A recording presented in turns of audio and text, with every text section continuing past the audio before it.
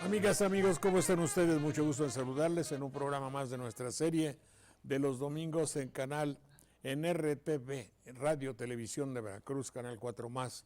Muchas gracias a los amigos que siguen de cerca nuestras emisiones.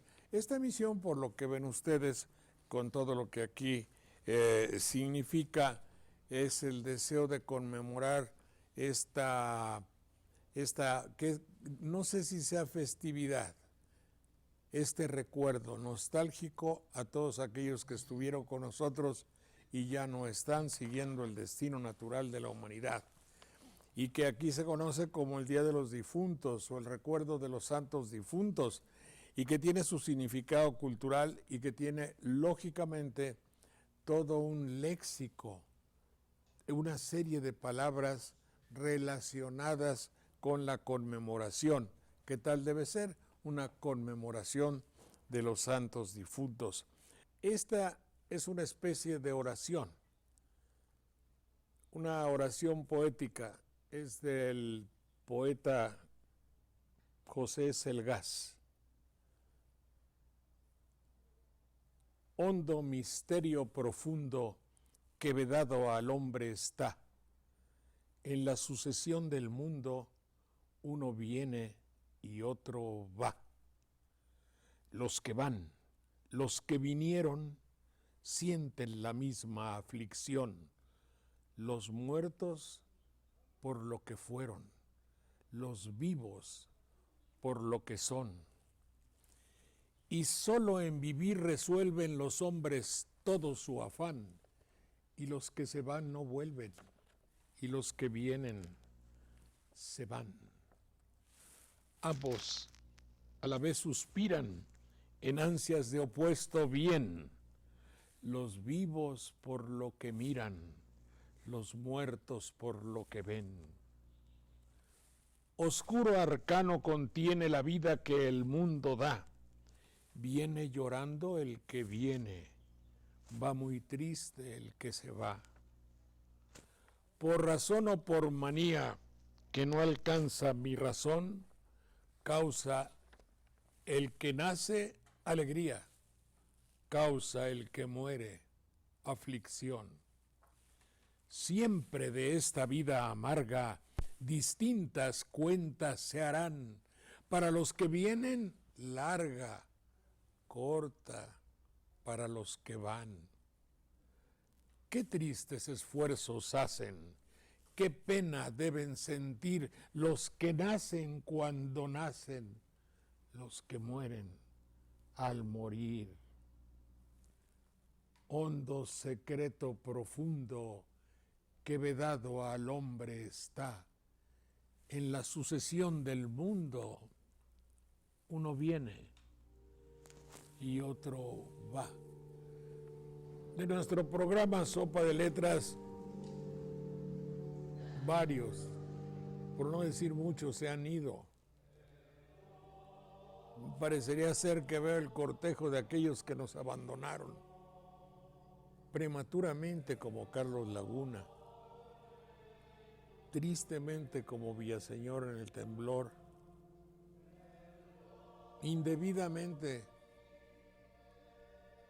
como tantos otros, como Pancho Liguori, como Arrigo Cohen. Digo indebidamente porque nos gustaría que estuviesen con nosotros. A todos ellos les hago una oración, un saludo, un cariñoso recuerdo lleno de nostalgia y de gratitud por lo mucho que me enseñaron y por lo mucho que también enseñaron a nuestro público,, Garibay, tantos otros. Pero se lo quiero hacer a uno de los más dilectos y cercanos, que fue Francisco Liguori. Quienes lo conocieron no lo podrán olvidar por su simpatía, por su sonrisa, por su espíritu, por su libertad, por todo ese cúmulo de virtudes que fueron un ejemplo para todos nosotros.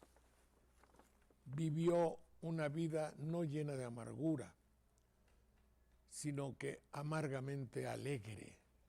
Era un hombre de una alegría excepcional.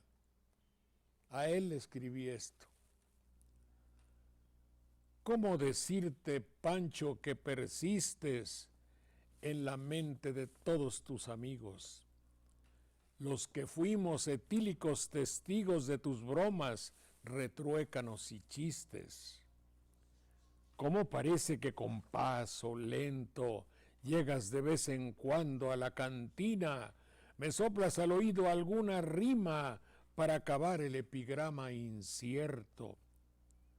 Eres, Pancho, maestro continuado, que desde el más allá con tu sapiencia arregla el verso mal acomodado, descubre rimas, ripios y congruencias, y me dejas apenas dibujado el fantasma sonriente de tu ausencia. En las tradiciones de mi pueblo, evidentemente, Todos Santos, los santos difuntos, tiene una vigencia excepcional. Es el alma de cada una de las familias que se hace como una llama de recuerdo, de tristeza, de nostalgia, dolor del bien perdido, dolor por aquellos que ya no están. Hace mucho tiempo yo conocí obviamente a todas las gentes de mi pueblo, y cuando había algún asesinato, algún crimen, alguna rencilla que terminaba con la muerte de alguien, todo el pueblo se contristaba, como que nos arrugábamos por dentro, como que era doloroso. En este escrito, poema, verso o cuento, que no cuento porque es tomado de la realidad, va el recuerdo dolorido para las celebraciones de los santos difuntos de mi pueblo. Se llama Felipe y el hombre vivió. Viento de la sementera, por surcos recién cortados encontrarás en la tierra un maíz ensangrentado. No lo toques, por favor. Felipe, Felipe, no te emborraches. Todos los caminos tienen rincones con cruz de flores. Todos me huelen a muerto. Cuídate que no está hecho, Felipe, el primer barbecho. Felipe de mala suerte, si te tumba una botella, otra copa te levanta. Machetes de panza blanca juegan sobre tu cabeza. Escopetas recargadas te miran con ojos negros. Si te quieren, echa el grito y pon un pecho. Si te quieren, no importa que no esté hecho. Si te quieren, Felipe el primer barbecho. Si te quieren. Madre, madre, viene en un petate y lo cargan sus hermanos mascando más que dolor, hierba amarga de venganza. Préndele una veladora de venganza y que no la apague el norte de venganza.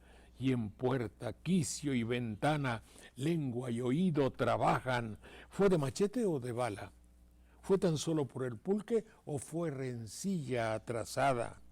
Que fue por el comité que iba a introducir el agua, que por andar enredado con una mala muchacha, libre estaba de la cárcel por una muerte atrasada.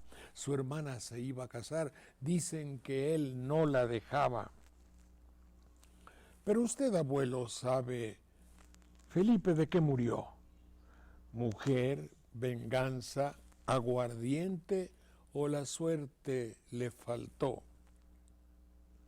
Soy más viejo que la iglesia. He visto paces y guerras, y desde que soy cristiano, niños nacen sobre tierra, hombres mueren por la guerra y en la tierra los entierran. Felipe murió de tierra. 3 canastones de pan para la gente del velorio, que el muerto no come ya más que voces de responsos. Que venga la rezandera con sus tríos de escapularios, se sabe 100 oraciones para alargar los rosarios, ruega por él. Comadre, según he oído que quien lo mandó matar, ruega por él. Está en casa del difunto llorando como dolido, ruega por él. Vino don Próspero, el juez, con su libro y un soldado, ruega por él. Y levantaron el acta de la muerte del finado, ruega por él. Arado huérfano del campo vacío, ruega por él. Gavilán que conociste a Felipe cuando eras hoja única del árbol viejo, ruega por él. Perro de Felipe, ruega por él. Hierbas, ramas, espinas quebradas por el pie moreno de Felipe, rogad por él. Bueyes que mascaban neblina y hierba seca en las tardes de invierno, rogad por él. Pájaros burlones que robaron el maíz de los surcos de Felipe, rogad por él. Más que nadie vosotros, rogad por él. Y huele a pan de tragedia y a café, y ladran los verdes oscuros, y se hablan los pies descalzos, camisas blancas de manta y sombreros temerosos, entre flores amarillas, sudan por todas sus plantas. Viento de la sementera, por surcos recién cortados, encontrarás en la tierra un maíz ensangrentado. No lo toques, por favor. Ánimas benditas que en el purgatorio estáis, tierra para sembrar el maíz. Ánimas benditas que en el purgatorio estáis, tierra para sembrar el maíz. Ánimas benditas que en el purgatorio estáis, tierra para sembrar el maíz. Felipe quería la tierra, pero no para sembrar. La quería como la quieren todos los hombres del campo, para sembrarse en cada grano. Felipe quería sembrar como si fueran semillas las 10 uñas de sus manos. La quería para sembrarse con su machete, sombrero, con su guitarra y su canto. Por eso Felipe tiene tierra de su camposanto.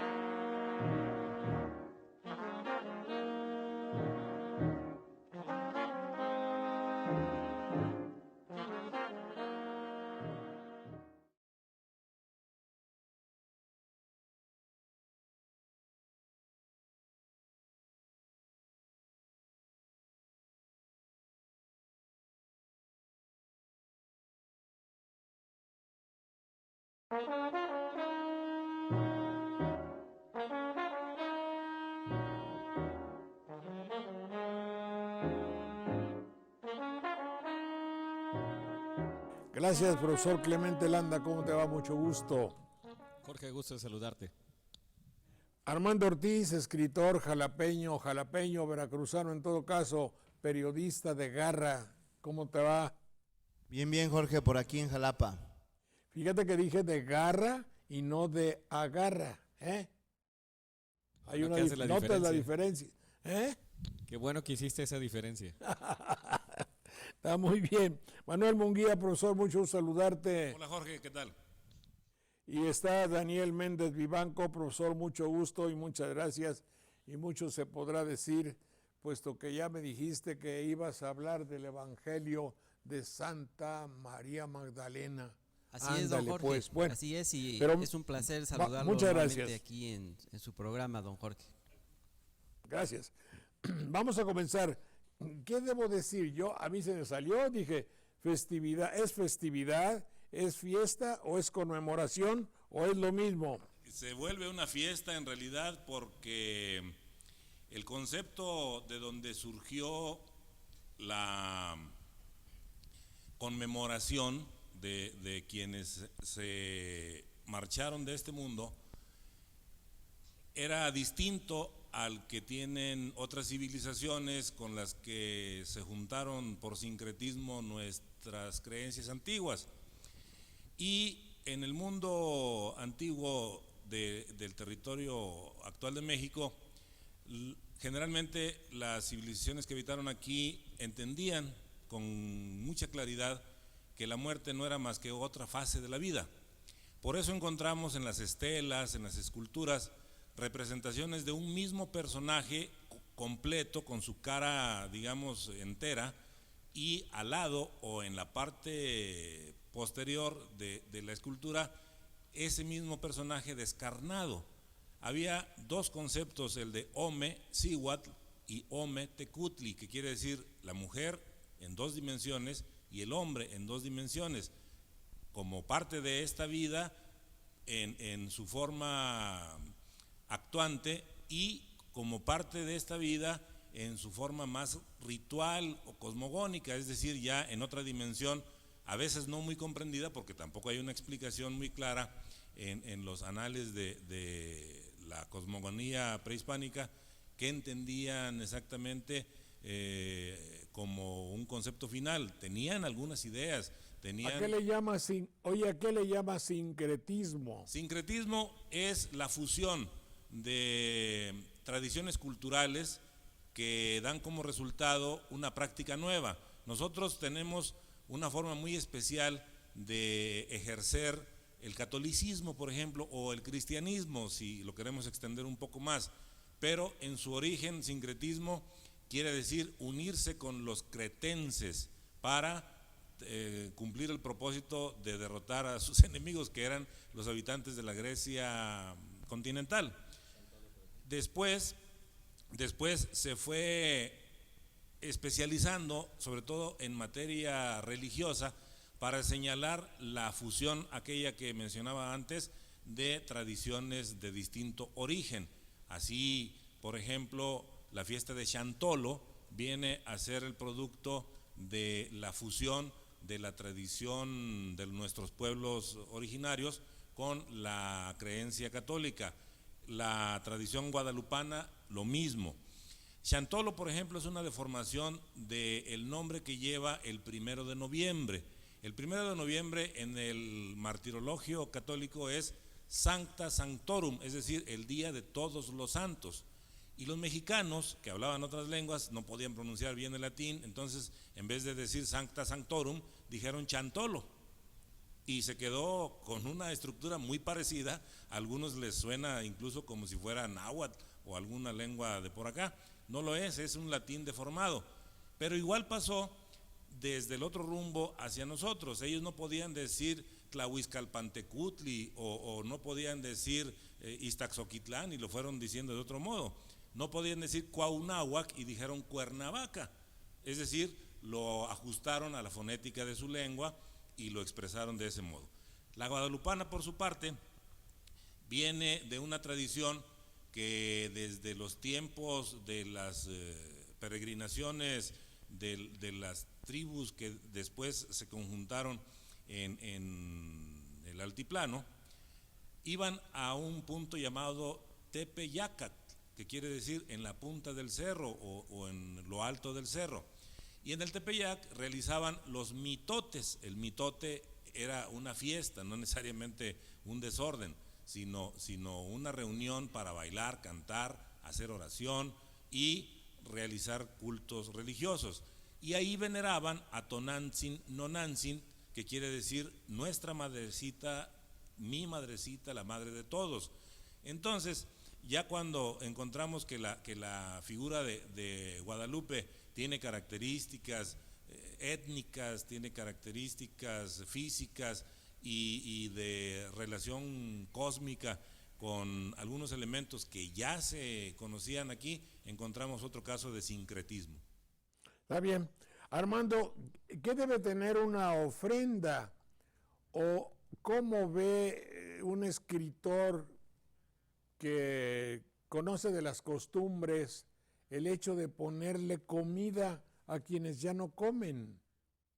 Fíjate, Jorge, que hablando del sincretismo y que tiene que ver con esto de la ofrenda, mucho de lo que se ofrece se ha visto arriesgada por este sincretismo, pues se le ofrece a la persona que está muerta, se le ofrece en su ofrenda las cosas de las cuales se alimentó en su momento, que puede ser el mole, el pan, que pueden ser su tequila, pueden ser algunas cosas, pero en la antigüedad no era así. En la antigüedad las cosas eran más básicas, es más, ni siquiera había ese tipo de ofrenda, porque lo que se daba en realidad era para el camino que habría de recorrer el muerto para llegar al estado ¿qué era? El Mictlán, al Mictlán, y para ese trayecto pues llevaba algo así como su itacate. Hoy día nada más se ofrecen las cosas que al muerto le gustaban, pero en aquel tiempo eran las cosas necesarias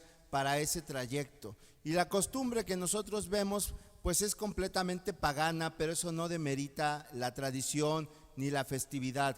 Aquí en Veracruz hubo un escándalo sobre si los maestros debían o no permitir que algunos alumnos festejaran el Día de Muertos, y algunos señalaban que era una fiesta pagana, pero la defensa señalaba que era una fiesta de tradición prehispánica, pero no dejaba tampoco de ser pagana. Es parte de una tradición y no son pocos los que han escrito sobre el tema. Octavio Paz tiene un ensayo estupendo sobre la fiesta de Todos Santos, señalando que el único lujo que le queda a los mexicanos es este tipo de fiestas, Jorge. ¡Qué barbaridad! Eso se puede prestar a varias interpretaciones, sobre todo en épocas donde la muerte se enseñorea de nuestros territorios. Pero en fin, mi querido Clemente, si eres tan amable, ¿qué te evoca la palabra Halloween en este momento? Tú que tienes que ver con jóvenes, que tratas con el adolescente, con el imberbe, con el que va a ser adulto, ¿qué es para ti el Halloween? Bueno, Halloween ante todo para el muchacho es una ocasión más de celebrar y de estar juntándose con la banda, con sus cuates, para hacer actividades ya no de niño como lo celebran más otros pueblos más al norte, como por ejemplo en Estados Unidos o en Canadá, en el cual esta es una festividad sobre todo para chavitos, en los cuales van a pedir dulces y se supone que van a desarrollar alguna parte de este misticismo acerca de lo que ellos creen también, cada uno en sus propias creencias, por ejemplo, fantasmas, brujas, gnomos, otras figuras que nosotros no tenemos en nuestra cultura o que no las representamos de esa manera, porque también aquí tenemos nuestros propios brujos, aquí también tenemos nuestras propias figuras emblemáticas. Yo quisiera decir, Jorge, que más que tener una visión de Halloween, podríamos retomar lo que se hace con este sincretismo que ya mencionaban mis compañeros, acerca de cómo cuando están ya los españoles en este país, empiezan a tener leyendas, tradiciones y cuentos, como por ejemplo La Llorona, que es algo que está en Costa Rica, está en Venezuela, está en Chile, tan alejado estamos de él, y existe esta misma figura porque los españoles cuando llegaban a un lugar oscuro creían o escuchaban oír algunas cosas como ese "ay mis hijos", que tiene que ver con elementos como por ejemplo Cihuacóatl, que en su momento dicen que olvidó o dejó a su hijo Mixcóatl y que regresaba al mismo lugar a buscarlo, penando, llorando por él, por no encontrarlo. Más adelante en la Ciudad de México, en el barrio de Dolores, se supone que existió una mujer que se llamaba Juana Canana, que pues tuvo hijos sin estar casada, lo sumerge, lo mata, y ella al morir también después de locura por esta pérdida, supuestamente está condenada a vagar por siempre buscando a este niño. El Halloween, a mi parecer, no es una costumbre que deberíamos estar fomentando. Los jóvenes, como usted bien menciona, lo toman con la finalidad de disfrazarse, porque tienen el interés de lucir ciertos trajes, porque tienen esa visión de quererse disfrazar de otras personas que ya no son, en lugar de entender a la muerte, como bien decía Manuel, como una parte más de la vida, como la visión mexicana que tenemos nosotros, en la cual abrimos nuestra casa un día para los niños, otro día para los adultos, poner este tipo de altares en el que tenemos no solo la comida y el vino, sino incluso las fotos, los juguetes, algunos otros elementos que nos recuerdan a las personas que ya no están y que, bueno, nos acompañan en nuestra mente y en nuestro recuerdo. Mi querido Manuel, la palabra muerte es latina, claro, ¿no? Mors mortis, sí, es palabra latina y de ahí la derivamos a muerte en español. Ahora, Halloween en realidad es la misma celebración del 1 de noviembre que corresponde en el calendario católico a Todos los Santos. Eso significa en su lengua original, que es la, digamos, lengua madre tanto del alemán como del inglés. Entonces, es el mismo origen, nada más que las formas de celebrar son distintas, porque entre la tradición mexicana no era exactamente un asunto fantasmagórico, ni de temor, ni de espectros, sino era algo distinto. Por eso las tumbas mesoamericanas son frecuentemente acompañadas por ofrendas, por vasijas, por utensilios, por ropas. Algunas ya no se pueden encontrar porque se fueron deteriorando con el tiempo, pero al final de cuentas es una manera distinta de celebrarlo. Creo que les corresponde muy bien a los pueblos sajones porque allá es donde se arraigó, y a nosotros nos corresponde más la otra manera de aproximarnos a la muerte, aunque en estos tiempos lo que en tiempos pasados era festivo, la verdad es que se convierte en un pesar, porque morir cuando nos va tocando, como decían nuestros antiguos, no causa tanto pesar, pero morir de manera inútil y tan terrible como ha ocurrido recientemente, a veces nos pone pues tristes, no a veces, sino siempre, y a sopesar qué tanto de contento podría haber en esa conmemoración. Sin embargo, en lo que se refiere a la fiesta de Halloween, existe también un significado muy peculiar que lo usa el mundo anglosajón y el mundo germánico, separar Halloween, que se traduce como fiesta de vísperas, o sea, de vísperas de los santos. Y es quizá ahí cuando viene la explicación al por qué esta festividad, que no es nuestra, está relacionada con cuestiones de terror, de suspenso y de hechos de sangre a través de personajes monstruosos. Está muy bien. Lo que yo querría decir un poco ¿cómo diría? Por acercamiento a esa materia, por vivir gran parte de mi vida en ello, el concepto del Halloween introducido como una nueva festividad obedece a esa tendencia quizá inconsciente ya de hacer que se adopte todo lo que sea extraño, extranjero, o para decirlo claro, de una cultura anglosajona, que se adopte por el mexicano. No porque sea algo benéfico, inocuo, simpático o agradable, sino para significar que de una u otra forma somos inferiores. Es decir, lo que viene de Estados Unidos, según quiere el criterio de nuestra televicracia, por ejemplo, es hacer que el mexicano rinda pleitesía a aquello que llega de una u otra forma, sea en el lenguaje, en la alimentación, en la música, en la bebida o en las costumbres. Está perfectamente delimitado que es una estrategia el hecho de decir lo que viene de allá es mejor. Y nuestras instituciones mercantiles no van a dejar un nicho de mercado de todo lo que constituye el Halloween, por ejemplo, o la introducción del concepto de los zombies, o la manera de hacer la diversión nocturna, o lo que acabamos de leer hace unos días, el joven mexicano y la joven mexicana están tomando alcohol de una manera inconsciente, de la misma manera que hace algunos años se hizo la tradición de beber el tequila a vasos, pero rápido, que causa un impacto terrible en la salud de todos ustedes. Así es que queda pues dicho, y no quiero que no se digan, si ustedes no están conformes, yo les suplico sean tan amables en decirlo, pero que esto tiene una connotación de sumisión de toda nuestro folclore, de toda nuestra costumbre, de toda nuestra ciudadanía hacia una cultura extranjerizante, que es una estrategia que muchos medios de comunicación y de mercantilización están poniendo en juego para dominar, yo creo, a nuestra Latinoamérica. Volvemos en un minuto.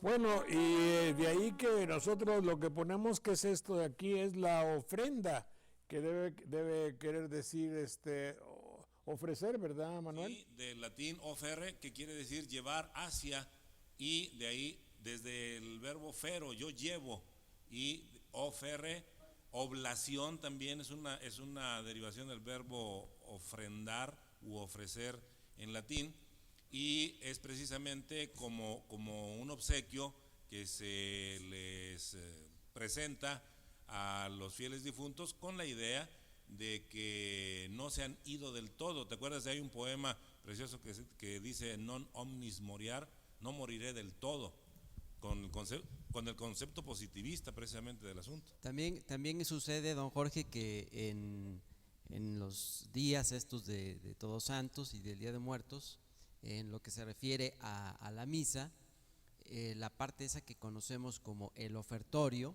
no nada más son las ofrendas en especie, me estoy refiriendo al pan y el vino, que se convertirán después por medio de la consagración en el cuerpo y la sangre de Cristo, sino que también las personas llevan al altar ofrendas que están relacionadas con lo que van a adornar, con lo que van a formar parte de los altares. Ese es un dato que hay que tenerlo presente. Bueno, pero hay muchos pueblos antiguos que hacían lo mismo, don Jorge. Por ejemplo, ponerle las dos monedas en los ojos a los antiguos griegos para que se los dieran a Caronte y que pudieran cruzar ese río que los llevaba a la tierra de los muertos, era también una ofrenda. Aquí en nuestro país, antiguamente, que enterraban, por ejemplo, a los muertos con un perro, era porque supuestamente tenían que llevar o cruzar un río a su lomo de este animal y poder llegar a otro lugar, a otro de los lugares que están conformando este Mictlán que nos decía Manuel hace un momento. Y es que esto es parte de ese sincretismo. Habíamos comentado que la ofrenda que se daba en los altares prehispánicos tenía ese propósito. El día de hoy la ofrenda tiene un propósito como de regalo, como se ofrece algo a los dioses.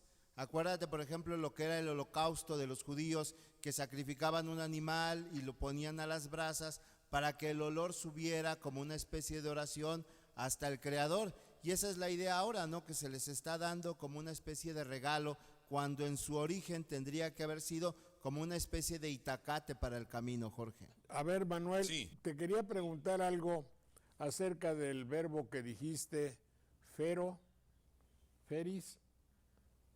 Fero es llevar, ¿verdad? Yo me acuerdo que cuando se enunciaba este verbo, terminaba en tuli latum.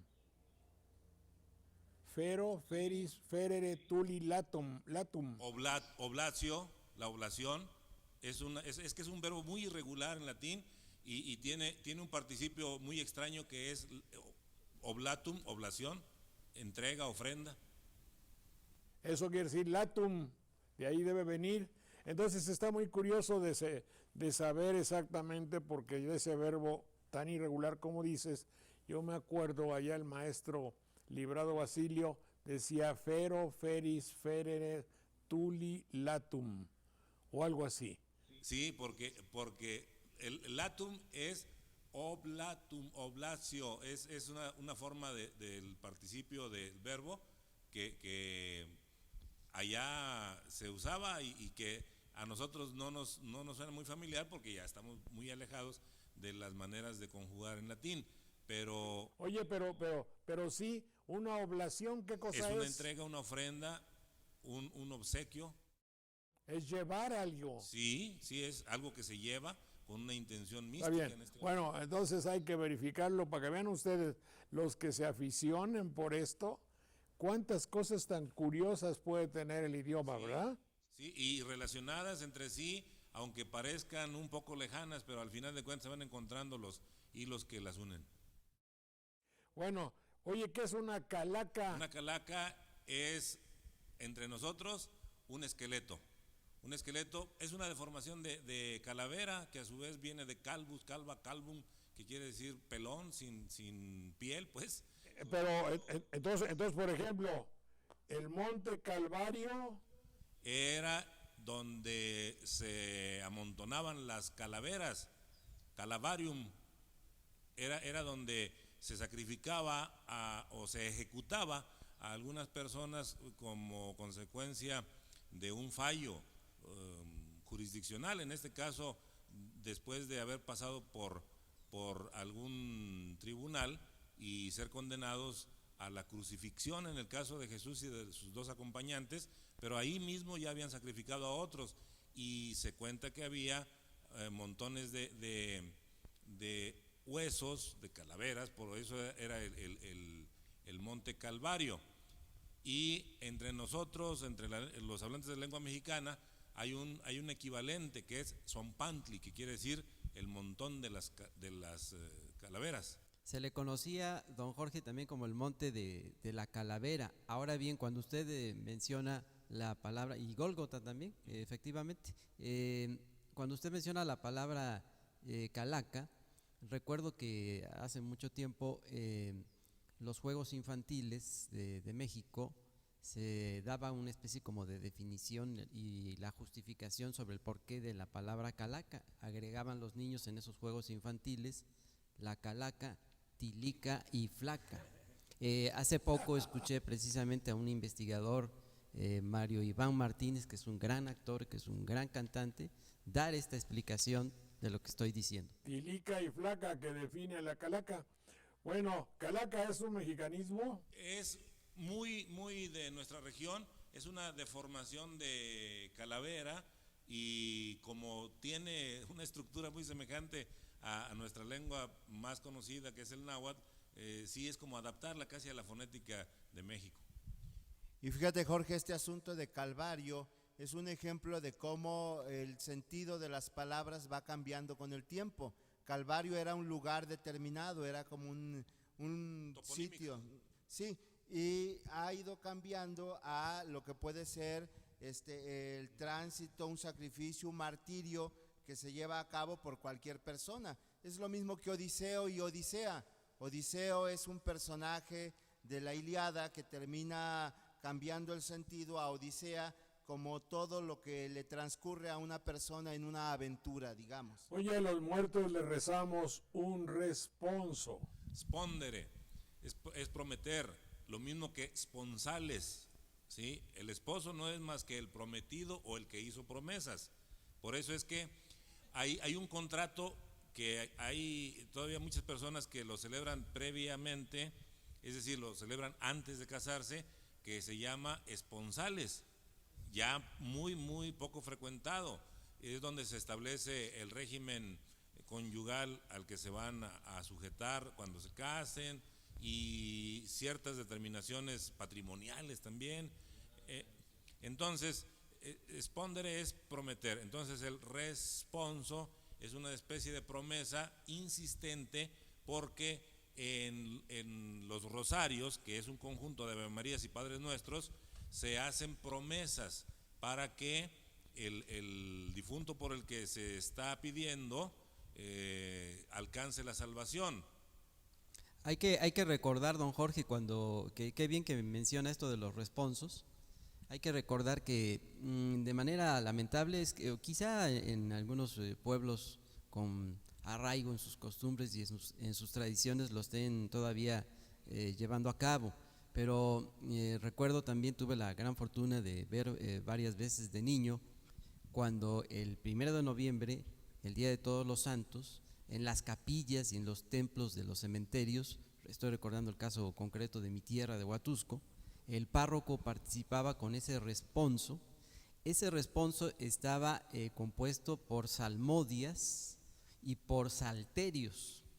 La parte central consistía en que el sacerdote, rodeado de un gran número de veladoras o de velas encendidas, llegaba a lo que se le llamaba la secuencia más larga, que es la de la letanía de los santos, que pues recordaremos que tiene toda incluso una entonación de acuerdo con los cantos gregorianos. Había una parte que decía, y se iniciaba generalmente así: Señor, ten piedad de nosotros, Cristo, ten piedad de nosotros, Santa María, ruega por nosotros, San Pedro y San Pablo, rueguen por nosotros, y ahí se seguía toda la lista. Eso ya lamentablemente poco ya lo he visto, pero era muy propio del 1 de noviembre. Claro. ¿Qué cosa es un memento? Memento es el imperativo del verbo recordar. Entonces se toma de aquella cita bíblica en la que le dicen a Adán principalmente: memento homo quia pulvis est et in pulverem reverteris, porque le está haciendo consciente de su condición mortal después de haber infringido algunas de las condiciones que se le habían puesto a él y a Eva para estar en el paraíso. Entonces le dice: y ahora tendrás que ganar tu sustento con el sudor de tu frente, y recuerda que eres polvo y al polvo vas a regresar. Es el Génesis 3:19. ¿Qué no es el asunto del miércoles de ceniza? Y creo que el dicho, la frase memento homo qui pulvis eris et in pulveris reverteris. Es ¿Así memento está bien? homo quia pulvis est et in pulverem reverteris. Pero no es él es, y eris es tú eres.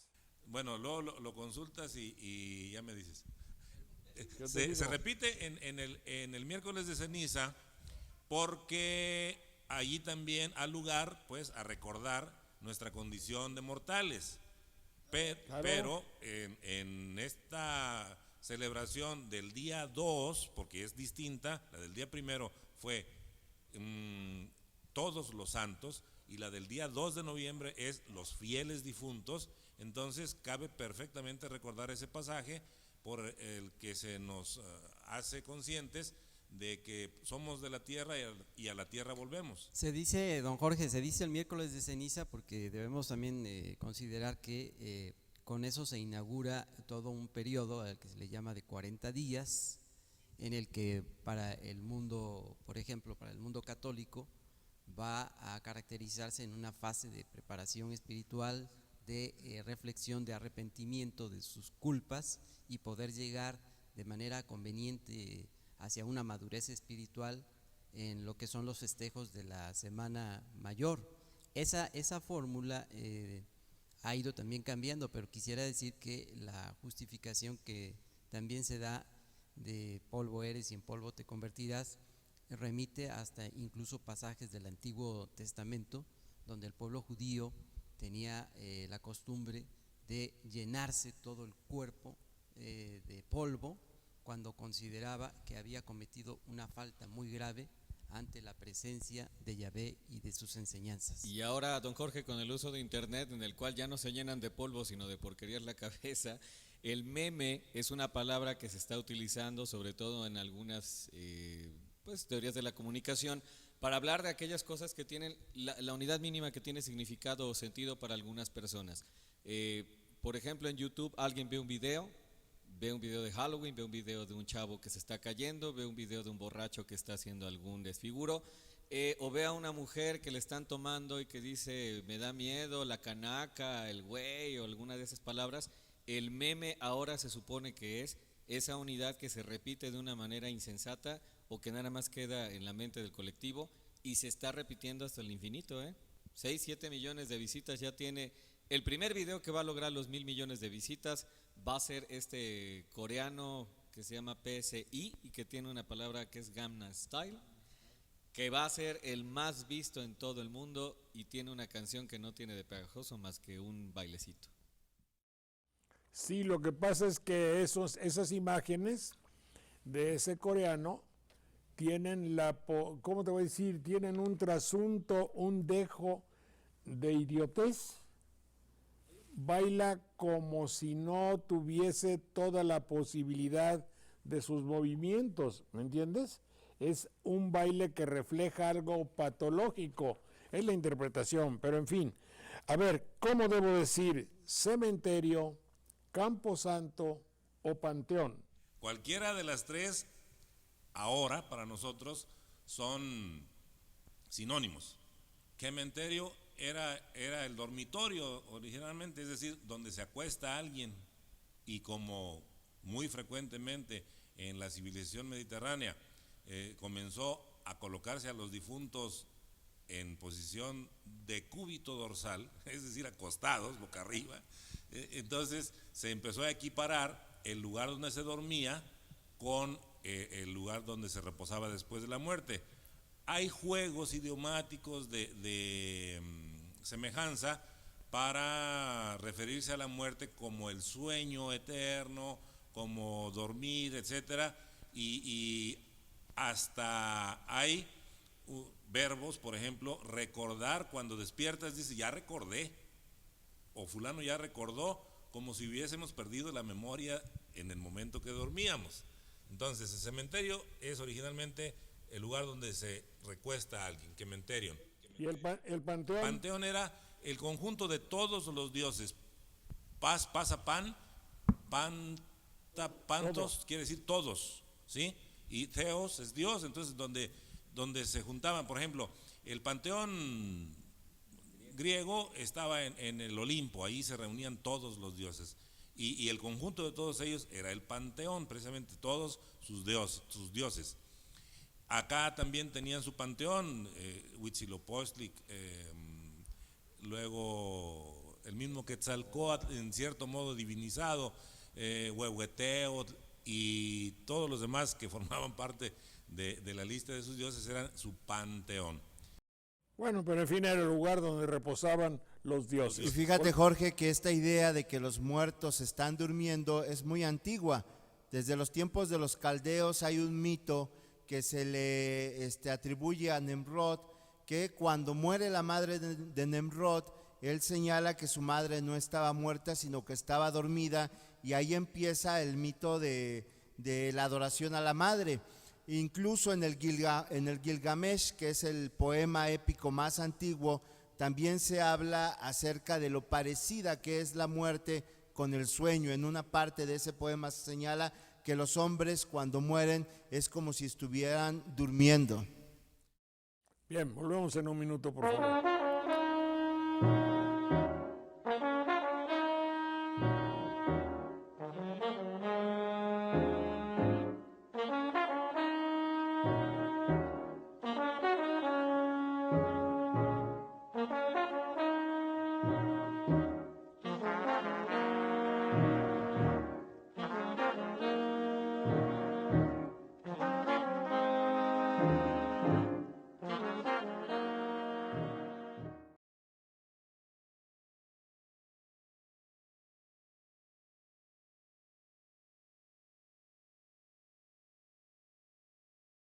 Sí,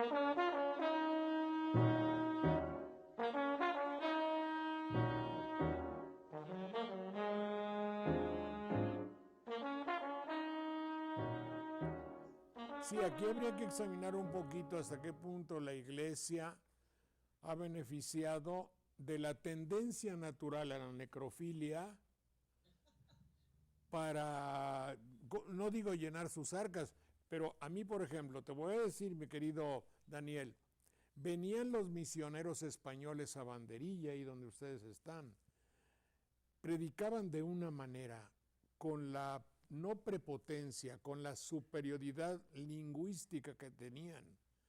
Vosotros os vais a morir y vais a ir al infierno y os vais a quemar para toda la eternidad. Parece que los oigo. Y el corazón del pueblo se arrugaba. Y veíamos en un catafalco de cristal el cadáver sangrante de Cristo y sus espinas. Y yo veía cómo las mujeres se desmayaban de dolor y de angustia.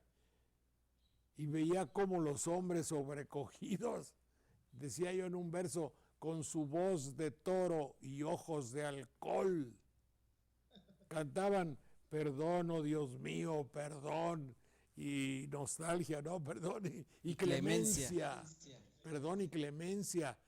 Oye, eso es la escenografía total de la necrofilia. Desmiénteme, mi querido Daniel. No, yo estoy, mire, yo estoy totalmente de acuerdo con lo que usted dice y el cuestionamiento que hace hacia estos actos. Lo que yo decía en la puntualización anterior es que existe toda una pedagogía, toda una enseñanza por medio de ese tipo de representaciones para poder llegar o hacer llegar la fe, arraigar la fe en la mente y en el corazón de las personas. Estoy pensando en el caso concreto de lo que usted mencionaba acerca de en la Semana Mayor, esas representaciones de Jesucristo sacrificado, martirizado, muerto, ensangrentado, etcétera, etcétera. Ahí el mensaje es de que las personas, la feligresía, quienes se acercan, puedan sensibilizarse, concientizarse acerca de hasta dónde llegó un acto de amor tan grande por la humanidad y para el que vino Jesucristo a este mundo, de entregar la vida por los demás. Que en el aspecto, ese aspecto doctrinal, que en otras ocasiones lo hemos comentado y que usted me decía, sí, pero en sentido estricto ese aspecto doctrinal no es tomado en cuenta, pues sí, hay que decirlo, hay que reconocerlo, que muchas veces la gran mayoría desconoce esa parte doctrinal, esa parte pedagógica de la doctrina, y entonces es cuando distorsiona la realidad. Sí, pero permítame un segundo, Daniel, permítame un segundo. Si hacemos una escenografía de esa naturaleza, yo dudo muchísimo que lo que yo vaya a obtener de ahí es la fe. Lo que voy a obtener es una sensibilización de mi ser o de mi entidad, de mi área necrofílica o patológica o depresiva o de una infancia dolorida, y voy a plasmar en ello mis angustias. En todo caso, lo que estás diciendo es que la fe riñe con la lógica, porque no es lógica que venga un cura español a amenazarme, a amedrentarme, a engañarme. Total, yo no era ni pecador, ni terrible, ni había robado, ni matado, ni le había hecho mal a nadie. Y en mi pueblo las pobres viejitas, ¿qué culpa tienen si su miseria ancestral no les permitía hacer el mal, ni mucho menos? Era simplemente el hecho de amedrentar, uso bien la palabra, para ser adeptos. Y eso yo, de alguna manera, lo subrayo. No es que lo critiquen, era un hecho incontestable de llegar a la fe por una escenografía televisiva. Es decir, es el mismo programa, El programa quiere que yo me ilustre como el que vi ayer o antier, de que los peligros que hay en que yo me resbale y me caiga en una motoneta a 150 kilómetros. No, lo que quiere es vender. Yo me pregunto si no mucho de la mercadotecnia televisiva actual lo inventó la iglesia. Pues el gran mercadológico, don Jorge, ahorita seguramente Armando lo va a recordar mejor, sería Dante. Dante, ahora que le aplicamos su nombre aplicado a alguna imagen, cuando decimos que es dantesco, es porque él nos está describiendo un mundo que antes nosotros, un inframundo que no nos imaginábamos o que no conocíamos, el infierno en el cual todos vamos a sufrir, y pues que más adelante Doré le pone unos dibujos que pues son magníficos dibujos, pero que en muchas personas se vuelven, como usted decía, esa imagen que si antes no tenía idea de que yo era un pecador, ahora sé que a partir de esas cosas malas que hice, voy a sufrir de esa manera. Jorge, en algo de lo que estabas diciendo tienes razón. La fe sí riñe con la lógica, o la lógica riñe con la fe, ¿eh?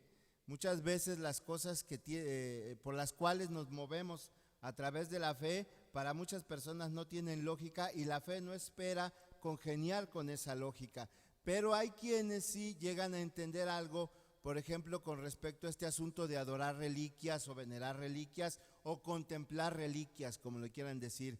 Hay un poema de Antonio Machado que tú has de recordar muy bien, que señala acerca del Cristo que está en el madero, y termina diciendo Machado en este poema: o no eres tú mi cantar, no puedo cantar ni quiero a ese Jesús del madero, sino al que anduvo en el mar. Esa es la idea. Nosotros queremos adorar a un Dios que está vivo, no a un Dios que contemplamos muerto. Ahora bien, don Jorge, desde luego cuando tiene ese tinte mercadotécnico, mercadológico al que usted hace mención, pues sí, es reprobable. Lo que yo quiero resaltar es que no debemos perder de vista, y lo he dicho en varias ocasiones en el programa, que uno de los soportes de la Iglesia Católica es la tradición, y ahí es donde se enmarca todo esto. Sin embargo, yo quiero también enfatizar que la parte más interesante en la experiencia espiritual y en la experiencia religiosa pues es el estudio, y voy concretamente pues al estudio de la Biblia.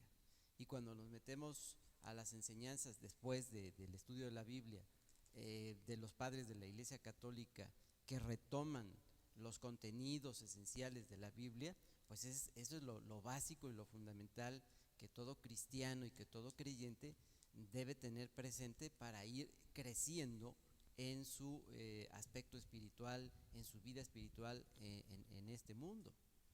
Sí, perdón Jorge, te iba a mencionar nada más que hay algunas figuras que se van haciendo con toda la intención de que se metan a ese diario popular, como por ejemplo para nosotros la Catrina de Posadas, que en un principio se volvió una crítica a la sociedad en la cual todo era exageración, todo era boato, todo era únicamente para la clase superior, los que nos mandan, y que bueno, a partir de este personaje que se crea, empezamos a ver que todos al final de cuentas vamos a terminar en el mismo sitio, si es que todos queremos lo mismo, claro, porque hay algunos que dicen que hay un cielo para ricos y hay otro que hay un cielo para jodidos, y que ya en la entrada de las puertas de oro de San Pedro va a haber una puerta para VIPs, y ya San Pedro tiene su lista de a quién sí los tiene que acomodar y con quién los tiene que ir acomodando.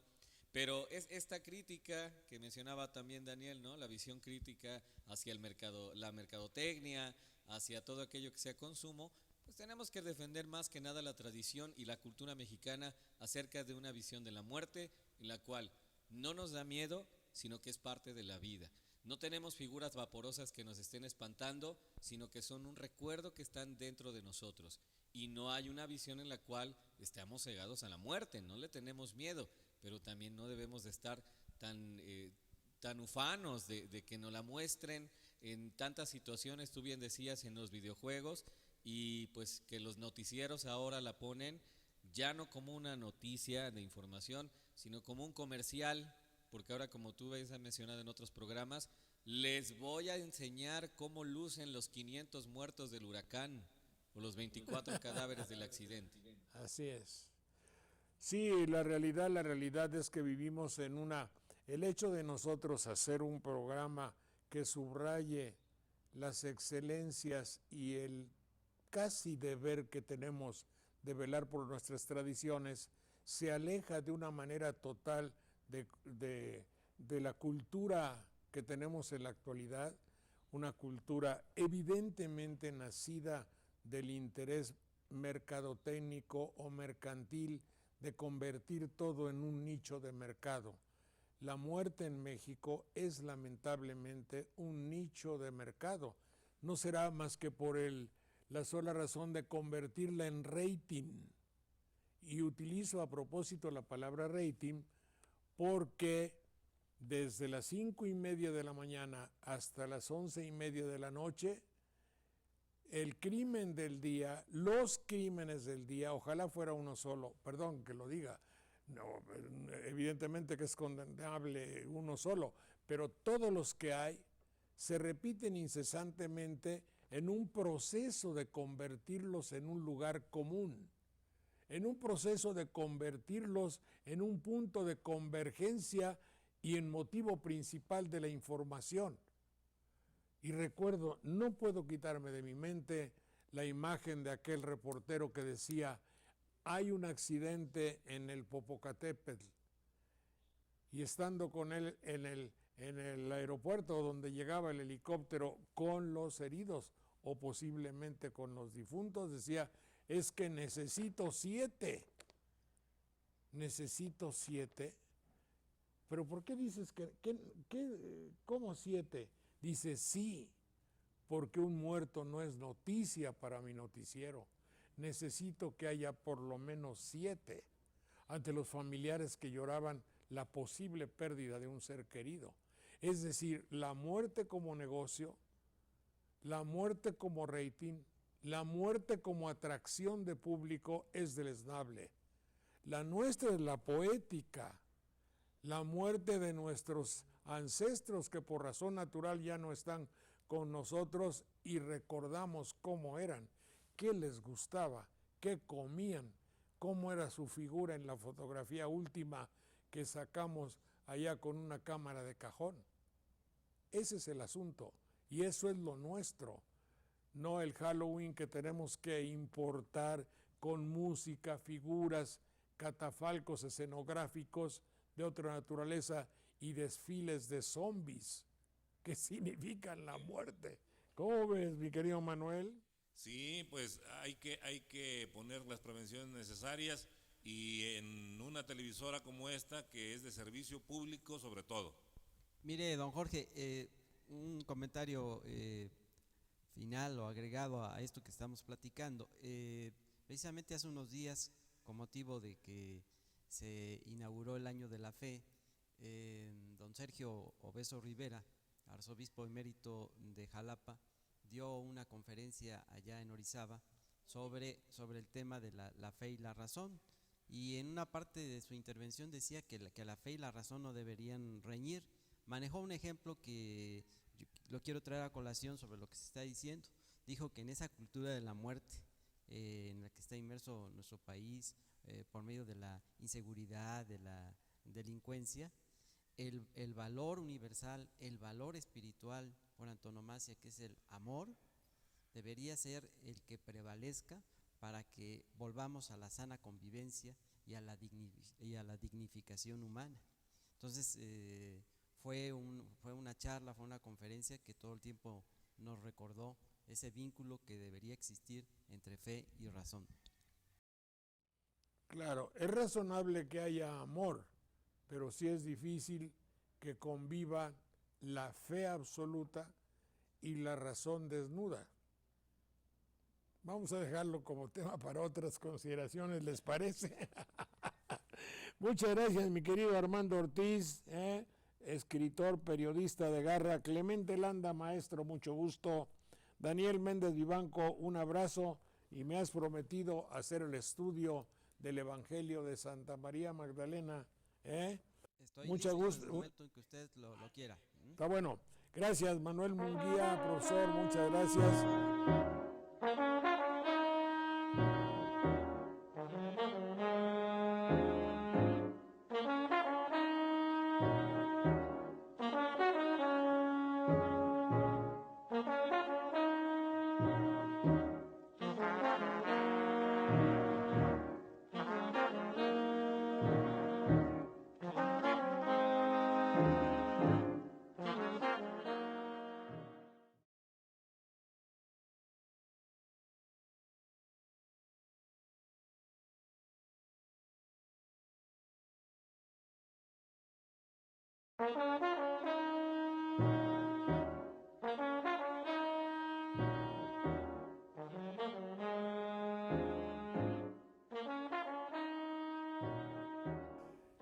Claro que en esta época que tiene su simbolismo, su surrealismo, su dolor, su angustia, su nostalgia, su tradición, y que este programa, desde luego, que como diría yo, aguerridamente, simbólicamente dice, celebremos nuestras festividades por dolorosas que ellas sean, o por llenas de tradición y de encanto, pero las nuestras, no tenemos que adoptar otras.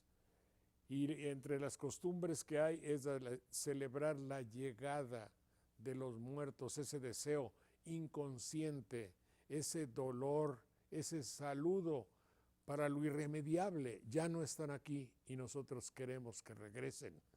Todo eso, esos sentimientos son los de la época de los santos difuntos, no de Halloween, de los santos difuntos.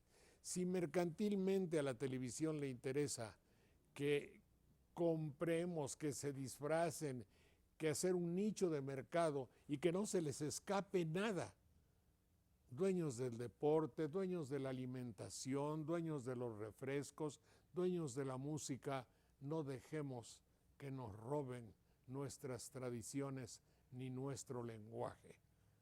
Queda dicho.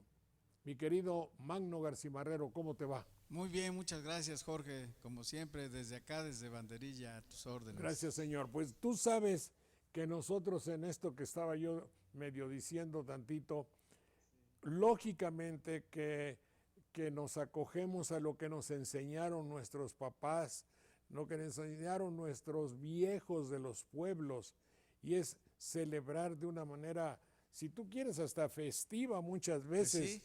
¿Eh? Sí, muy festiva porque, bueno, hay una tradición en México de que fiesta que no tiene muerto no es una buena fiesta. Tiene que haber muertitos en las fiestas. Y el día 1 y 2, o 1 y 2 de noviembre, son celebraciones sincréticas, porque en América, antes de que llegaran los españoles, había celebraciones de muertos también, pero no eran en noviembre, eran en marzo, para festejar la llegada del año, que empezaba en esa época, y se sacrificaban seres humanos al dios Xipetotec, que era el santo desollado o el dios desollado. Y entonces la piel de los desollados, o las pieles, mejor dicho, porque se desollaba muchísima gente, eso lo cuenta Fray Diego Durán en su libro ese de Ritos y Fiestas, y dice que desollaban un montón de sacrificados, y los sacerdotes les regalaban la piel a los muchachos, a los jóvenes, para que se la calzaran, se la vistieran, se ponían la piel de aquellos hombres sacrificados y salían a las calles a jugar con otros grupos que también llevaban los mismos atuendos de pieles humanas recién quitadas, y entonces se las arrebataban, jugaban a golpearse, y el que llevaba más pieles de regreso al templo era el grupo que recibía algunas prebendas. Y además en las casas se abrían las puertas para recibir a todos esos, a esa muchachada, y les obsequiaban con dulce de calabaza con miel, con dulce de alegría o de una semilla que es muy tradicional en México. Y era toda una festividad en donde los muertos, el número de muertos representaba el gusto y el éxito de la ceremonia esa, imagínate tú. Y fíjate que yo pienso que eso se parece un poco a lo que ahora se le puso el nombre de Halloween, pero pues yo creo que es de aquella época, ¿eh?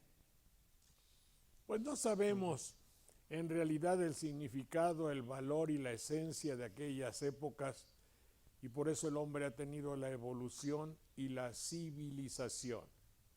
Y por eso hay la implantación de los valores y de la moral nuestra. Y ojalá, y aquellas épocas del hombre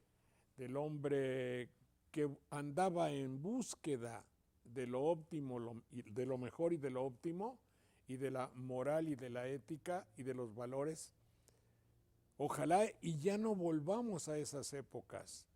Porque evidentemente, ante la descripción tuya, yo te puedo decir, pero fíjate que en aquella época no se conocían los valores de nuestra civilización. En el hipotético caso de que nuestra civilización no sea igual, Sí, no, eran otros valores.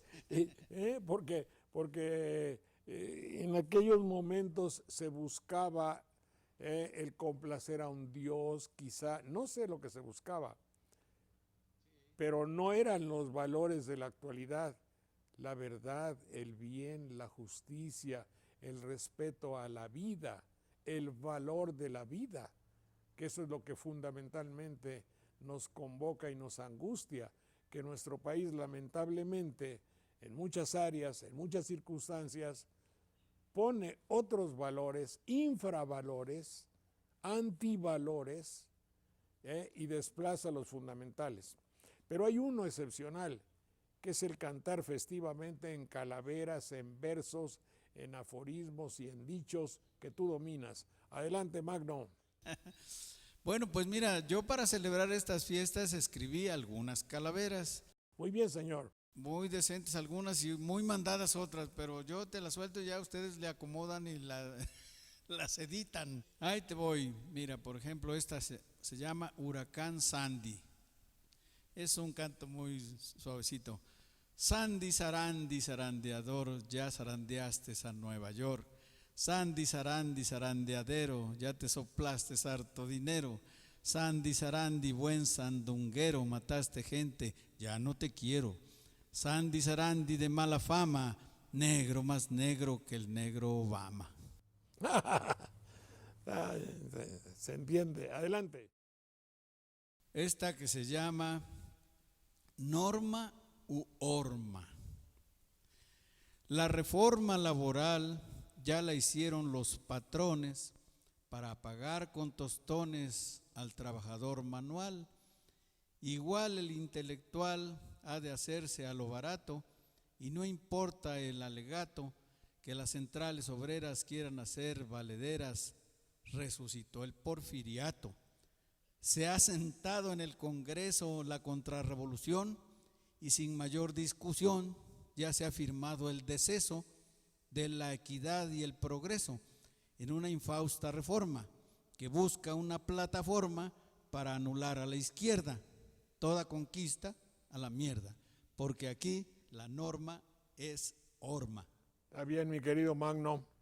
Fíjate que tú sabes que a mí también me gusta y además voy a decir algunos de los versos ante mi ofrenda, pero para responder a tu elaborada y graciosa apreciación sobre la reforma electoral, estaba yo comentando en los programas fraternos de internet del alternativo que nosotros no entendemos mucho eso de la bancada de la televisión, de los diputados al servicio de unos empresarios.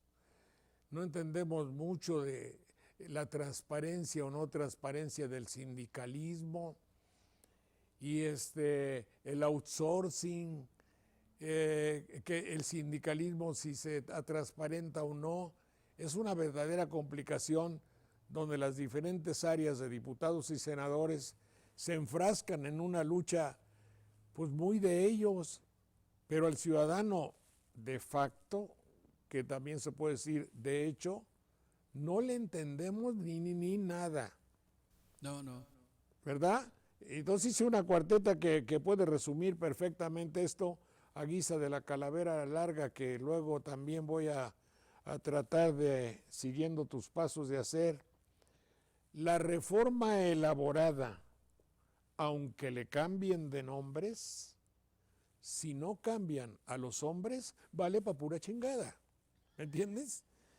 Es sencillo, es contundente y evidentemente que de qué sirve que cambien todo, que haya bancadas, comisiones, si son los mismos. De buenas a primeras nos damos cuenta que hay bancadas al servicio de la defensa de ciertos empresarios y que los van a defender ahí, de hombres que tienen 30 y 40 años en el negocio del poder. ¿Cómo la ves, mi querido Magno? Sí, efectivamente. Incluso hay miembros de bancadas que son empresarios. Y bueno, pues, ¿para qué nos confundimos? ¿Qué te digo? Madero es un empresario desde la época del porfiriato. Hay que recordar que el mismo Francisco Madero era de la familia de Evaristo Madero, que fue de los primeros que llegaron como empresarios y fundaron una casa que producía uva, vino y licores desde aquella época del porfiriato y eran riquísimos. Y curiosamente se plantea el pensamiento liberal en uno de los hijos, que es don Francisco I. Madero, de muy grata memoria, héroe de la patria. Pero bueno, pues el empresario siempre ha estado interesado y ha intervenido en la política nacional. Para defender sus intereses, pero también todo estriba en la medida en que se hace, en la dimensión.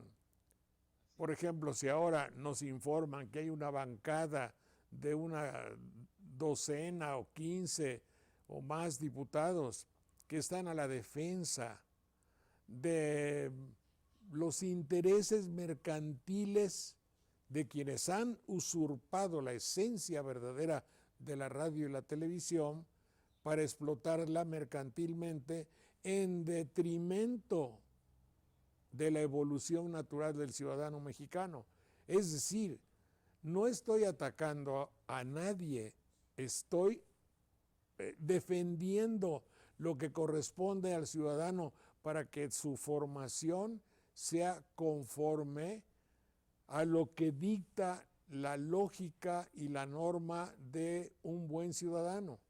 ¿Me explico? Sí, cómo no. Mi querido Magno, ¿cuándo es la inauguración, vernizaje o presentación de tu nuevo libro? Mira, va a ser el día 16 de noviembre, que cae en viernes y que es a las 7 de la tarde en el Salón Alberto Beltrán del periódico Punto y Aparte. El librito se llama Racimos de Café. Mira, aquí está la portada. Y estoy muy orgulloso de la portada porque es un diseño de mi nieta de 12 años que se llama Laia Cardona Garcimarrero. Ella hizo el dibujo, hizo la portada. Mira que quedó bonita. Y es la historia de 103 años de vida de una mujer aquí en Veracruz y las repercusiones que tuvo la revolución, el reparto de tierras, las limitaciones que impusieron los gobernadores de aquella época. ¿Era algún familiar tuyo? No, esta señora no era de mi familia, era de una familia conocida que no doy el nombre porque pues no hay interés de que se identifique. Varié, cambié los nombres de los personajes, pero los sucesos son reales y datan de 1898, cuando todavía era gobernador don Teodoro A. Dehesa, hasta 2001. O sea que esta señora vivió 103 años y en el proceso, bueno, pues se dieron verdaderos aquelarres históricos, oye, matazones de mucha gente y ataques a gobernadores como a Tejeda, que lo atacaron dentro del Palacio de Gobierno del Estado, con personajes que murieron como el candidato a gobernador del Estado, Manlio Fabio Altamirano, que en la investigación que hice descubrí que nunca fue gobernador electo, fue candidato nada más del partido, porque lo mataron un 25 de junio y la elección era el 5 de julio. Le faltaban 10 días para que hubiera elecciones y que pudiera pensarse que era gobernador electo. No lo fue nunca, a pesar de que siempre se le ha manejado históricamente como gobernador electo. Mucho gusto, mi querido Magno. Gracias, Jorgito. No olvides pues de que tienes que hablar más de tu libro, ¿eh? Cómo no, muchísimas gracias. Te mando un abrazo muy fuerte, gracias.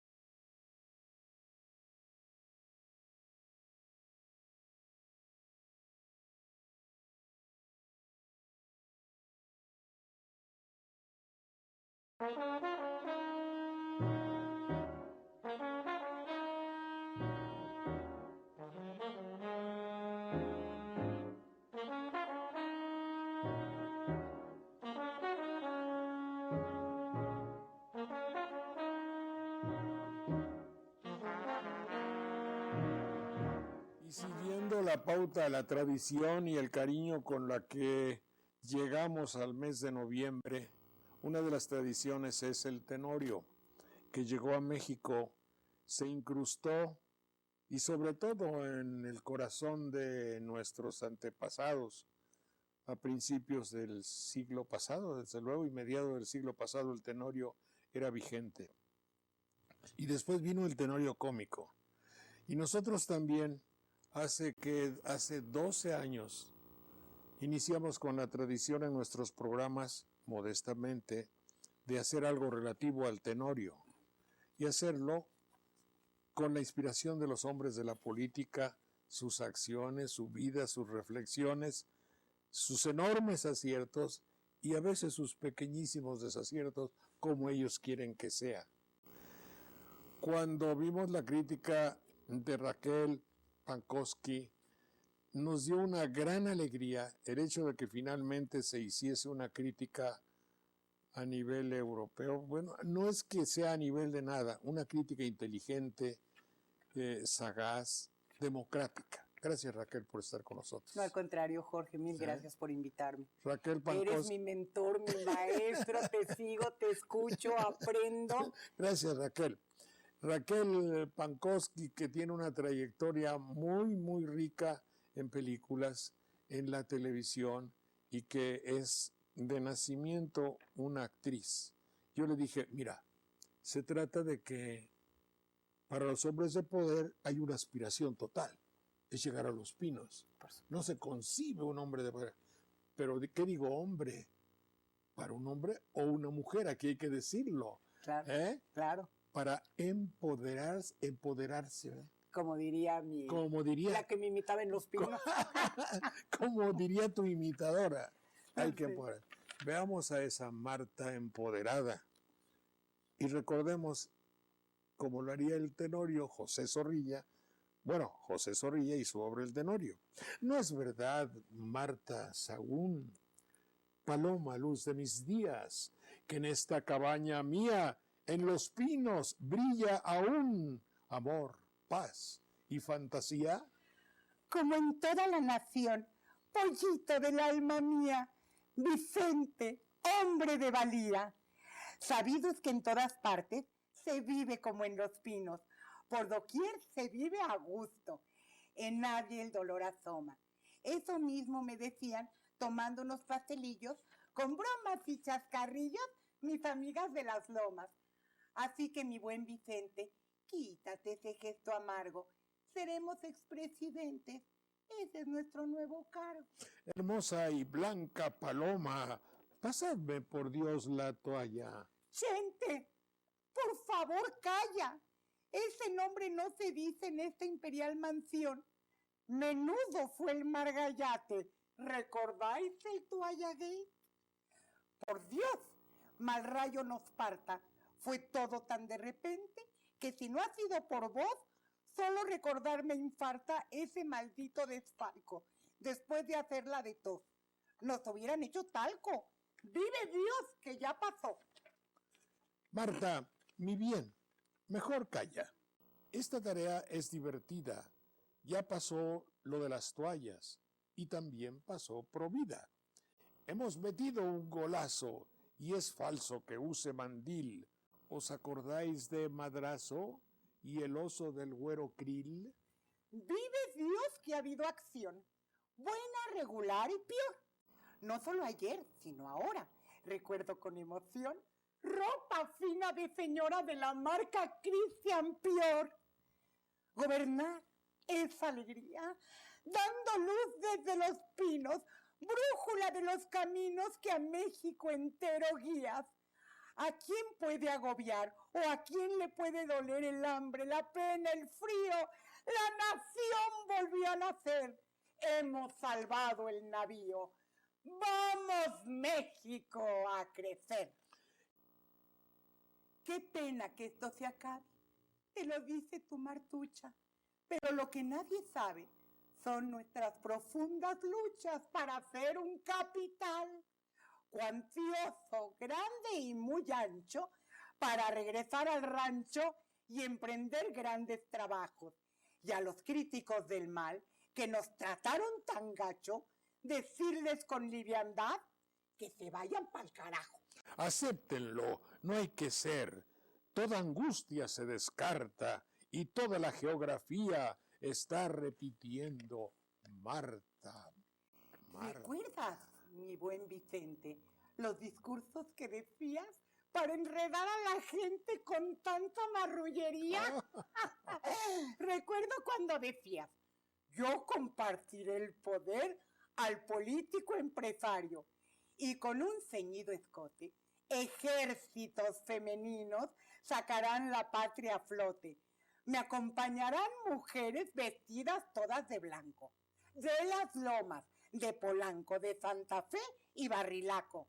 También con sorna decía, a pesar de mi acentillo, que péjele a quien le peje, y es a causa del frenillo. Pues como digo, decía, nadie me puede atajar, ni jefes ni funcionarios, ni tú, siendo presidente. Hoy los niños perdularios no serán unos gandules de apariencia triste y ruin. Ah, no, tendrán los ojos azules, rubios, hermosos, decentes, como de Santiago Krill. Joder, con la paradoja. Démosle vuelta a la hoja. Escuché en el noticiario que ha habido muchos desmanes y que ha faltado dinero por lo de los huracanes. No te preocupes, Vicente. Provida tiene millones. Te presto inmediatamente para tus inundaciones. Si tú no tienes dinero, te lo prestan mis bribones. Soy Marta, la visionaria, la perfecta, la entregada, salvadora de los pobres, la corsaria denodada. Soy la perfecta casada, la manda más, la emotiva. Yo hago obras, sí señor, y todas de buena fe que resultan aplaudidas. Ya vienen las ricas damas en apretados corpiños, de diamantes enjaezadas. Es leche para los niños para su desnutrición. Ya llegan los reporteros en un tumulto hechos bola. ¡Qué gallardos, qué ligeros! Ya llegaron los de Lola. ¿Están ya los comensales? ¡Ha llegado Televisa! ¡Cámara, luz y sonrisa! ¡Vaya fiesta de sociales! Uy, como dije alguna vez, para salir del apuro, si no ha llegado la tele, no inauguro. ¡Qué belleza de retórica! Todos son muy buenas fichas. Ha llegado López Dóriga, ha llegado Adela Micha. No dirán que se traiciona el espíritu europeo. Venga la fiesta, el jaleo, el baile en suave desliz.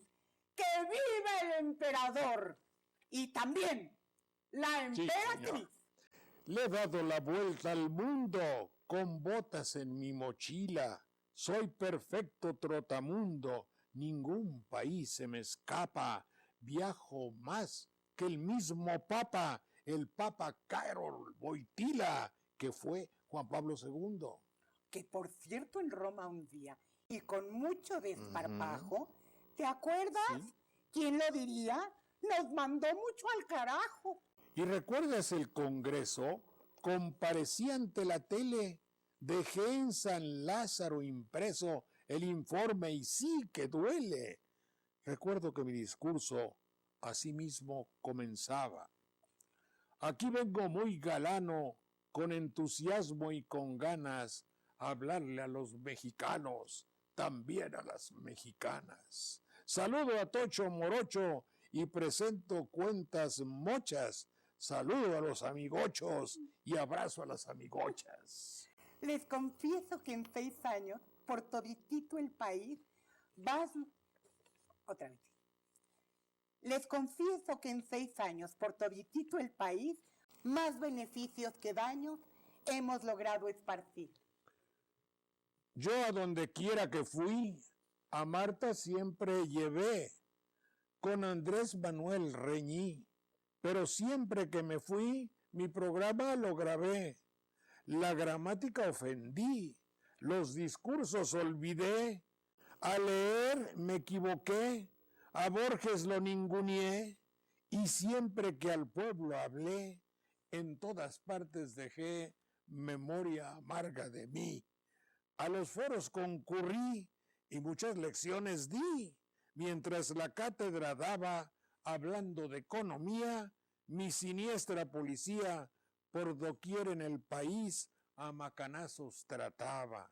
Atenco o Guadalajara, a todos acomodamos. Con elegancia y con prisa, con entusiasmo aplicamos una tremenda madriza. A los países hermanos sus problemas arreglé, con la cintura en las manos, o quizás será al revés, ¿verdad? Ay, mi querido Vicente, ya mi espíritu flaquea.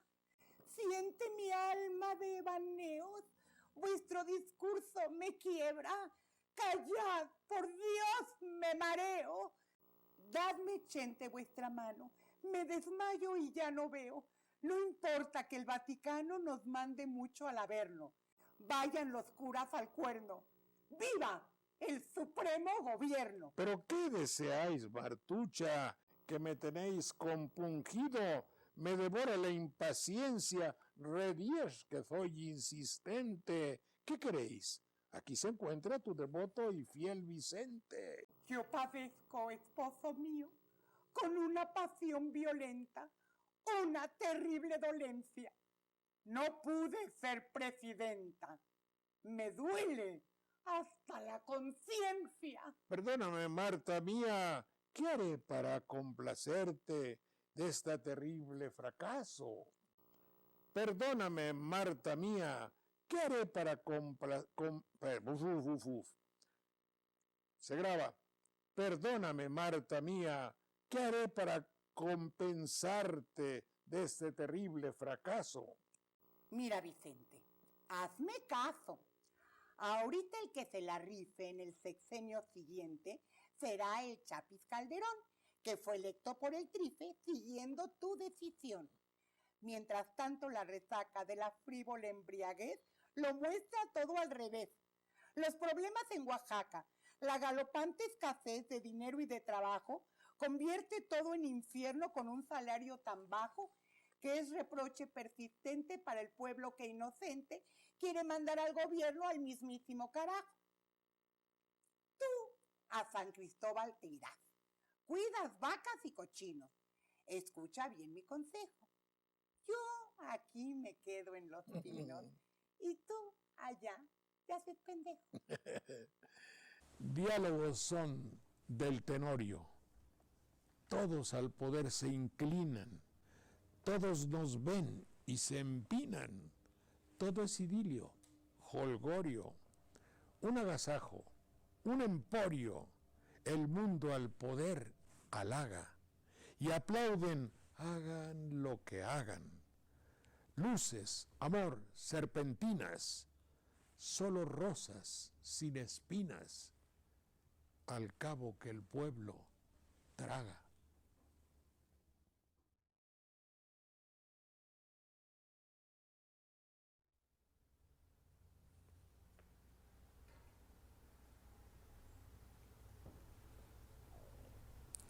Mexicanos y mexicanas, me van a extrañar.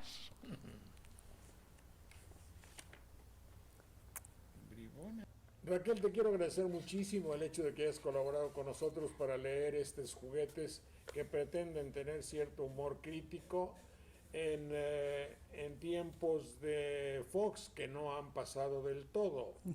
No. Que no se nos reproche que estamos fuera de tiempo. Ideológicamente, el país ha continuado dentro de esa misma línea. ¿Eh?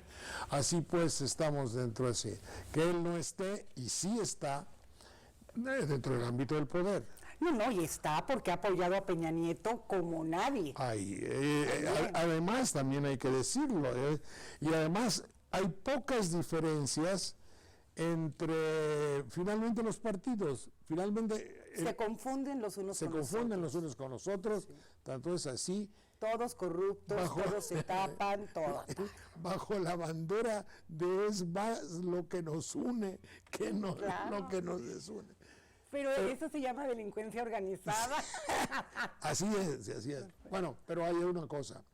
En lo que a ti concierne, y en este momento a mí también, es el hecho del humor, la crítica, la política y ese desaparecer del humor en su sentido más valioso, que es el hecho de despertar la sonrisa por medio del señalamiento de cosas y actitudes que a veces no son evidentes. Pero es decir, todo esto para decirte que en la televisión no hay una crítica humorística en realidad. No la hay, y la iba a ver. Yo ya no iba, por supuesto, pero sí tenía entendido que iban a volver a hacer el privilegio de mandar. No sé qué pasó, no sé si fue autocensura o se les quitaron las ganas o hicieron tantas burradas por las ferias de los libros, vete tú a saber. El caso es que iba a haber un privilegio de mandar 2, con los nuevos políticos, evidente, y se canceló el proyecto. No hay nada político y sí hay mucha vulgaridad. Y a mí me parece, acabo de terminar una telenovela de humor, digamos que empezó con humor, y me preguntaban, pero es que esto en comedia, ¿cómo? La comedia es muy seria y tiene mucho de verdad, pues se hace igual de honesto que cuando queremos que el público llore. Pero no lo podemos llenar de leperadas, vulgaridades y bajezas, porque hay que privilegiar el ingenio y privilegiar también el jugar con las palabras, pero no de esa manera. Y yo creo, y puedo estar equivocada, que esto no es casual, que todo esto está diseñado para que así sea. A mí me parece que mientras más vulgar sea, más soez, es mejor, porque de esa manera la mente de la masa, del público, no crece. Y entonces yo de repente veo que dicen una vulgaridad y la gente, se tumba de la risa, ¿no? Pues ya le enseñaron. Ya le enseñaron, pero además dicen que es que si no hacen eso el público no entiende y que no hacen cosas de calidad porque entonces el público no lo ve. Bueno, entonces que se peguen un balazo Sony, HBO, Discovery Channel, entonces pues ¿quién los ve? Si al público lo que le gusta es ver cochinadas. Sí. Y no se quejan, dicen que sí los ven. Entonces esto es una mentira. Lo que pasa es que la televisión abierta, pienso yo, que está teniendo un éxito enorme en cuanto a la educación. Creo que están coludidos, educación, gobierno, salud, todos están coludidos para que la gente no exija, no pida. Patrocinadores. Claro, para que la gente no piense, no exija y no se dé cuenta de la terrible realidad que está viviendo nuestro país. Sí, fíjate que te lo quería preguntar porque creo que Raquel es un ejemplo extraordinario de la crítica social con humor. Yo no sé si debo decir afortunadamente, pero sí tuve la oportunidad de ver el humor en Francia. Que el humor en Francia, como me cuentan que el humor en Inglaterra, es muy decantado, muy fino, muy punzante, Claro. y muy efectivo. Lo que sí te puedo decir que, por ejemplo, me parece que se llama el Teatro de los Dos Asnos, allá por Pigalle, es ir a una noche de carcajada tras carcajada, porque son poetas, escritores, y se reúnen, pagando, y cobran caro, se reúnen a decir las perlas de su humor, que es terrible, inmisericordia, pero muy fino y muy elegante.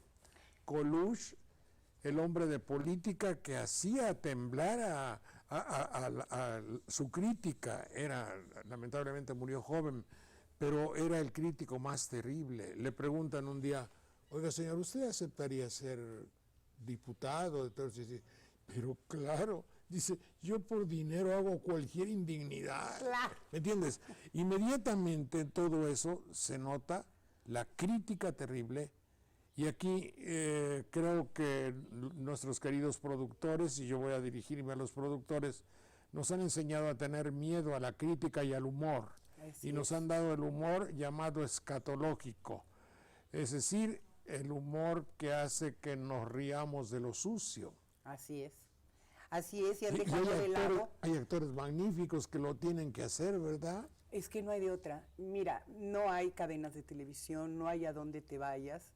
Realmente el arte en México está tan reducido, tanto, y no solamente en la televisión, en el cine, en el teatro, pero bueno, lo que nos concierne, digamos, y lo que más penetración tiene, pues es la televisión. Y bueno, antes se cuidaba mucho supuestamente lo que se presentaba porque era para toda la familia. Yo voto por tratar de decir las menos groserías Claro. posibles. En primer lugar, porque el personaje que yo hice puede ser lo que sea, pero no era una señora vulgar que saliera a decirle peradas. Y privilegio, sobre todo, esa crítica aguda de convertirte en la otra persona y funcionar como si fueras ella, y eso fue lo divertido, presentar el lado negro, pero también lo que comentaba la gente. Lo que pasa es que yo no sé manejar, entonces ando en metro y donde se deje. Y entonces yo escuchaba lo que decía la gente y de ahí fue que se me ocurrían mis cosas para decirlas en el teatro. Bueno, y además la personalidad que La tú facha. tienes. ¿Quién te iba a decir que iba a llegar una primera dama con esas características y luego parecida a mí? Claro, claro. Que hacía yo los papeles de Pocahontas en la tele Sí. y eso ¿Y me ella catapultó. nunca montó en cólera, para llamarle en alguna forma? Yo creo que sí. Yo creo que gracia no le debe haber hecho. Pero tonta no era sumamente inteligente, astuta, y sabía que esto le beneficiaba a ella profundamente. Entonces, te lo digo abiertamente, finalmente nos beneficiamos las dos. Muchas gracias, Raquel. No, al contrario.